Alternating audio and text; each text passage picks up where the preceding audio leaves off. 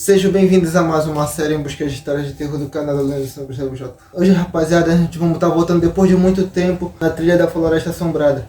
Faz 3 anos que a gente não gravamos mais nesse local, rapaziada. Além de ser assombrado, ele é perigoso. Mas sem mais enrolação, galera, deixa seu like, se inscreva no nosso canal. Se inscreva no nosso canal secundário que vai ter o link na descrição. Sem mais enrolação, vamos pro vídeo. Começou o vídeo, rapaziada, vai deixando bastante like e compartilha para todos os seus amigos se inscreverem no nosso canal. Depois de 3 anos, nós estamos voltando aqui nesse local. Faz muito tempo que a gente não vemos gravar mais nesse local, rapaziada. Hoje, gente, estamos vindo aqui na trilha da Floresta Assombrada.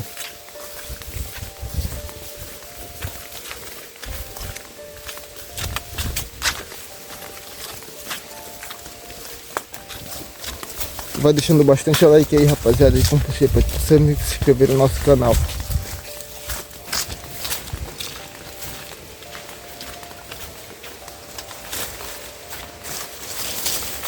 Esse local está diferente.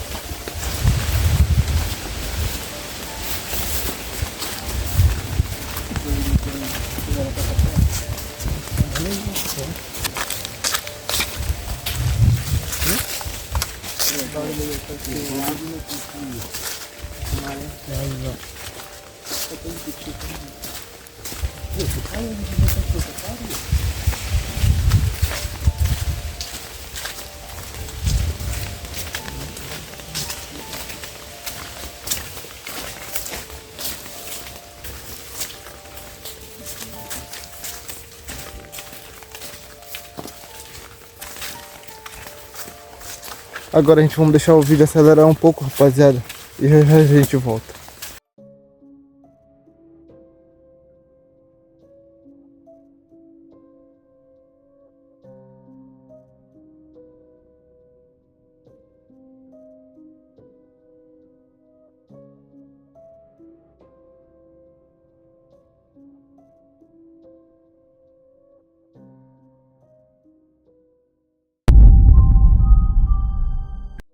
Voltamos, rapaziada, a gente teve que achar a trilha.